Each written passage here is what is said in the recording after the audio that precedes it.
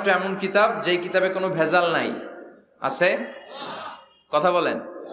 আপনারা তো ঝিমায় পড়ছেন কেন? হ্যাঁ, আপনাদের আওয়াজের চেয়ে যে ট্রাক যে যায় ওটার আওয়াজ হতে বেশি। মুমিনের আওয়াজ হতে হবে ইমানের তেজে আওয়াজ, ঠিক কিনা? সবাই মিলে 3টা তাকবীর পড়েন। লিল্লাহি তাকবীর, লিল্লাহি তাকবীর, লিল্লাহি তাকবীর। আল্লাহ আজীবন যেন তোমার নামের বরত্বের ঘোষণা দেই। আমরা সব সময় তাকবীর দেই একজনের নামে, তিনি কে? আমাদের সব স্লোগানে কার নাম থাকে? হিন্দুরা পড়ে जो तो मिटाना चाहे जीवन का तृष्णा सुबह शाम बोल बंदे कृष्णा कृष्णा कृष्णा। ওরা বলে কৃষ্ণা কৃষ্ণা, আমরা বলি जो तो मिटाना चाहे जीवन का जाला सुबह शाम बोल बंदे अल्लाह अल्लाह अल्लाह। ঠিক কি না? আমাদের সব জায়গায় থাকে আল্লাহ আল্লাহ আল্লাহ। আমরা এই আল্লাহর নামে অন্তরে স্থান দিতে চাই। এই অন্তরটা এমন একটা জায়গা, বিশ্বনবী বললেন ইন্না ফিল জাসাদি মুদগা, নিশ্চয় দেহে একটা গোশতের টুকরা আছে, ইদা সলুহাত সলুহাল জাসাদু কুল্লু, দেহের এই গোশতের টুকরাটা যদি ভালো হয়ে যায় পুরো দেহটা ভালো হয়ে যায়। ওয়া ইন ফাসাদাত ফাসাদাল জাসাদু কুল্লু, দেহের এই গোশতের টুকরা যদি পচে যায়, খারাপ হয়ে যায়, পুরো দেহটা খারাপ হয়ে যায়। বিশ্বনবী বললেন আলা ওয়াহিয়াল কলব, জেনে রাখো এই গোশতের টুকরাটার নাম হচ্ছে কলব। সেটার নাম কি?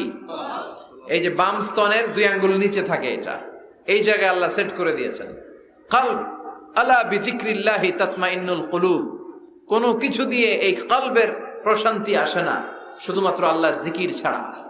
এজন্য কলবের মধ্যে আল্লাহর জিকির বসাতে হবে। কি বসাবেন? নাকি আয়না? অনেকে আয়না বসাতে চায়, বসায় না? কি বলে? আয়না বসায় দেমর কলবের ভিতর। না, আয়না বসাবো না, এই কলবে থাকবে সুবহানাল্লাহ, আলহামদুলিল্লাহ, লা ইলাহা ইল্লাল্লাহ, আল্লাহু আকবার। এই 4টা জিকির সবচেয়ে সেরা জিকির, খেয়াল রাখবেন। দেখেন ইসলাম মানা সহজ। আমরা আজে বাজে জায়গায় যে আজে বাজে লোকদের কথা শুনে আমরা ভুল তথ্য পেয়েছিলাম এতদিন। ইসলাম মানাটা সহজ, একেবারে নিরেট, সোজা সাপটা, গোজামিল নাই। আল্লাহর কথা আর আল্লাহ রাসূলের কথায় কোনো গোজামিল থাকে না। সুবহানাল্লাহ, আল্লাহু আকবার পড়েন। সুবহানাল্লাহ, আলহামদুলিল্লাহ, লা ইলাহা ইল্লাল্লাহ, আল্লাহু আকবার। এই 4টা তাসবিহ হচ্ছে, 4টা জিকির হচ্ছে শ্রেষ্ঠ জিকির। শ্রেষ্ঠ তো শ্রেষ্ঠই তো পাইছেন, আর এদিক ওদিক তাকান কেন? পড়েন ইচ্ছে মতো, ইচ্ছে মতো পড়েন, ইচ্ছে মতো পড়েন। এই 4টা জিকির একসাথে মিলিয়েও পড়া যায়, আলাদা করেও পড়া যায়। আবার বিশ্বনবী বললেন মিজানের পাল্লা ভারী করতে চাও, ফাআম্মা মান সাকুলাত মাওয়াজিনুহু ফাহুয়া ফি আইশাতির রাদিয়া, মিজানের পাল্লা যারা ভারী করতে চাও তারা 2টা জিকির করবা, সুবহানাল্লাহি ওয়া বিহামদিহি সুবহানাল্লাহিল আযীম। এই 2টা শব্দ কালিমাতান হাবিবাতান ইলার রহমান, আল্লাহর কাছে খুব প্রিয়। সাকিলাতানি ফিল লিসান, এই জিহ্বার মধ্যে এই শব্দ 2টা উচ্চারণে খুব সহজ, খুব পাতলা। সাকিলাতানি ফিল মিজান, কিন্তু এই শব্দ 2টা মিজানের পাল্লায় রেখে দিলে অনেক ওজন হয়ে যাবে। সুবহানাল্লাহি বিহামদিহি সুবহানাল্লাহিল আযীম। পড়তে রাজি আছেন তো? প্রত্যেক ফরজ সালাতের পরে আয়াতুল কুরসি পড়বেন। কি পড়বেন? মুখস্থ আছে না? এটা পড়ে ফু দিলে কোনো জিন পড়ি, ব্ল্যাক ম্যাজিক কোনো কিছু আপনারা ধরতে পারবে না। বিশ্বনবী বলেন মান ক্বারা আয়াতাল কুরসি দুবুরা কুল্লি সালাতিন মাকতুবা লাম ইয়ামনাহু মিন দুখুলিল জান্নাতি ইল্লাল মাউত। প্রত্যেক ফরজ সালাতের পরে কেউ যদি আয়াতুল কুরসি পড়ে তার জান্নাতে ঢোকার ব্যাপারে আর কোনো বাধা নিষেধ থাকে না। একটা জিনিস ছাড়া, সুবহানাল্লাহ, আর একটু পরে কথা, একটা জিনিস ছাড়া, ইল্লাল মাউত, সেটা হচ্ছে মৃত্যু। লোকটা মরে না তাই জান্নাতে যায় না, মরলেই জান্নাতে। এবার সুবহানাল্লাহ। তাহলে প্রত্যেক ফরজ সালাতের পরে আয়াতুল কুরসি দরকার আছে না নাই? প্রত্যেক ফরজ সালাতের পরে সালাম ফিরিয়ে আওয়াজ করে পড়বেন আল্লাহু আকবার। 3 বার পড়বেন আস্তাগফিরুল্লাহ, আস্তাগফিরুল্লাহ, আস্তাগফিরুল্লাহ। সুবহানাল্লাহ 33 বার, আলহামদুলিল্লাহ 33 বার, আল্লাহু আকবার 34 বার, অথবা শেষে তিনটা 33 বার পড়ে মিলাবেন লা ইলাহা ইল্লাল্লাহ ওয়াহদা লা শারীকা লাহুল মুলকু ওয়া লাহুল হামদু ওয়া হুয়া আলা কুল্লি শাইইন কাদির। আরেক বর্ণনায় একটু বাড়ানো হয়েছে ইউহয়ী ওয়া ইউমীত ওয়া হুয়া আলা কুল্লি শাইইন।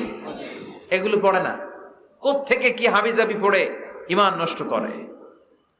এজন্য মুমিন হবে, মুমিন they work smart, they don't work hard. মুমিন স্মার্টলি কাজ করে, মুমিন কষ্ট করে কাজ করে না। সুবহানাল্লাহ কইবেন না? মুমিন সুযোগ খোঁজে, মুমিন কাজ করে smartly. They don't work hard, they work smart. They work smart, তারা স্মার্টলি কাজ করে। আপনারা জানেন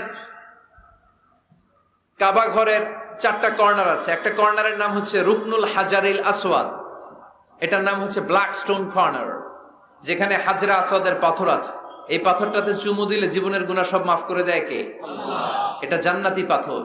কিয়ামতের দিন এই পাথরকে আল্লাহ একটা জিহ্বা দিবে, ঠোঁট দিবে, দুটা চোখ দিবে, আর কিয়ামতের দিন আল্লাহর সামনে দাঁড়িয়ে এসে সাক্ষ্য দিবে যে আল্লাহ তোমার এই বান্দা আমারে চুমু দিয়েছিল, এ দিয়েছিল, এ দিয়েছিল, এদের সবাইকে মাফ করে দাও।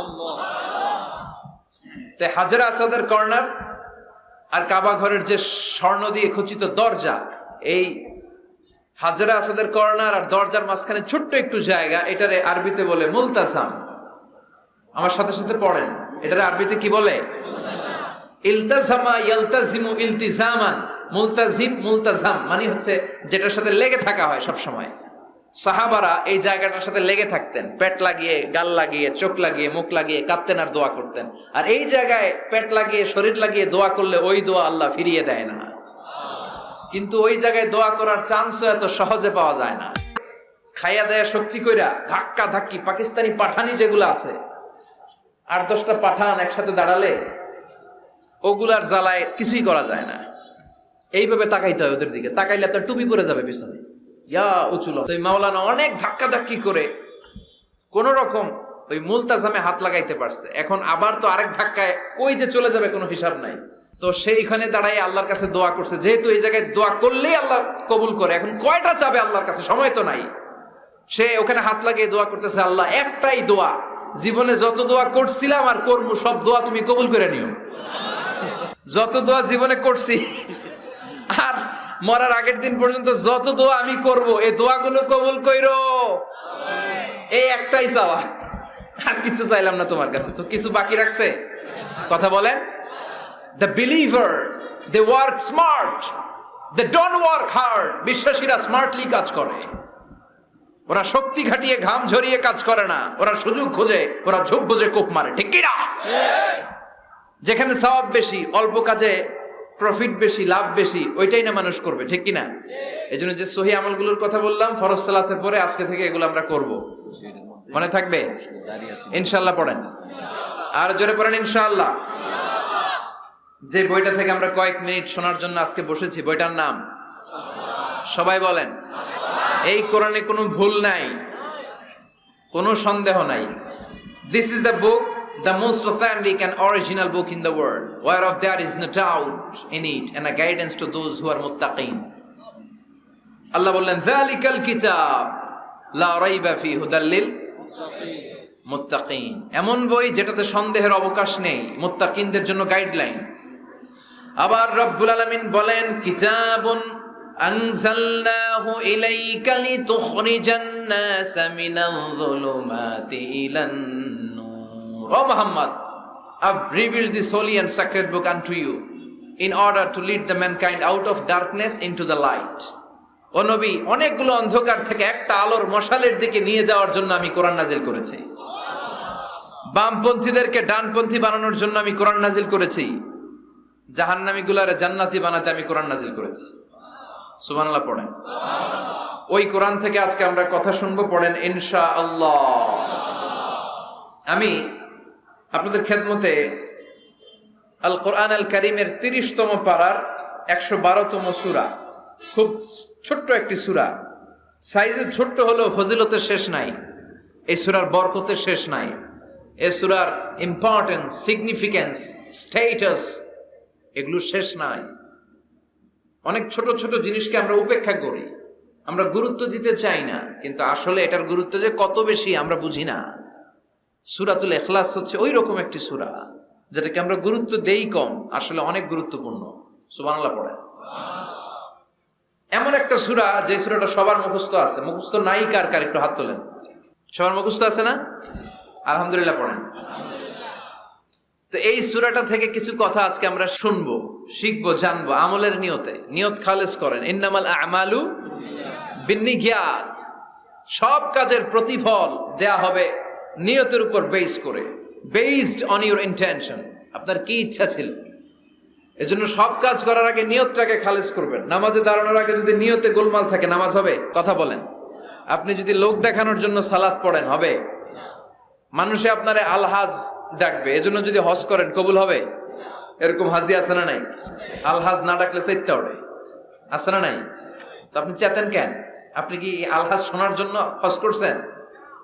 হজ করেছি কার জন্য? আতিমুল হাজ্জা ওয়াল উমরাতা লিল্লাহ। আল্লাহ শব্দ চুজিংটা দেখছেন? আল্লাহ রুচি দেখেছেন? লিল্লাহ, আল্লাহ যোগ করে দিয়েছে আতিমুল হাজ্জা ওয়াল উমরাতা লিল্লাহ। হজ এবং উমরা করবে শুধুমাত্র একজনকে খুশি করার জন্য, তিনি কে? এটার নাম ইখলাস। সবকিছু আল্লাহর জন্য করতে চাওয়া, এটার আরবি নাম হচ্ছে ইখলাস। আরবি নাম কি? আরে ইখলাস নামে আল্লাহ কোরআন একটা সূরায় দিয়ে দিয়েছে। সুবহানাল্লাহ। কোরআনে যত সূরা আল্লাহ দিয়েছে প্রত্যেকটা সূরার নাম কোরআনের ওই সূরার ভেতরকার কোনো আয়াত থেকে বা শব্দ থেকে নেওয়া হয়েছে, কিন্তু এই সূরাটা এই সূরার ভেতরকার কোনো শব্দ থেকে এটার নামকরণ হয় নাই। সূরাতুল ইখলাসের ভিতরে আল ইখলাস শব্দটা আছে, এটা একটা সূরা। আর একটা সূরা আছে যেই সূরার নামকরণ ওই সূরার কোনো শব্দ থেকে নেওয়া হয় নাই, সেটা হচ্ছে সূরাতুল ফাতিহা। আল ফাতিহা শব্দটা সূরা ফাতিহা 7 আয়াতের কোথাও আছে? সূরাতুল ইখলাস আন্তরিকতার সূরা, দ্য সূরা অফ সিনসিয়ারিটি। তো এজন্য শুরুতে নিয়ত খালেস করে নেন যে যা আজকে আমরা শুনবো আমলের নিয়তে। ইনশাআল্লাহ পড়েন, আল্লাহ তুমি কবুল করো। তবে আমি যখন বক্তৃতা করি আমি মনে করি যে আমি ক্লাস নিচ্ছি, এবং আমাকে অনেকে মেসেজ করে যে, আমাকে আমার ফেসবুক পেজে অনেকে মেসেজ করে যে হুজুর আমি আপনার তাফসির ক্লাসের একজন ছাত্র। আমার বুকটা ভরে যায়, আমার খুব আনন্দ হয় তখন যে আমি আপনার তাফসির ক্লাসের এক ছাত্রী, আমি আপনার তাফসির ক্লাসের এক ছাত্র। তো এটা একটা ক্লাস, এজন্য আপনাদেরকে কিছু জিজ্ঞেস করলে আপনারা আওয়াজ করে উত্তর দিবেন। সূরাটার নাম হচ্ছে সূরাতুল ইখলাস। কি নাম? সূরাতুল ইখলাস। এই সূরার আয়াত সংখ্যা 4টি। চিল্লায় বলেন কয়টি?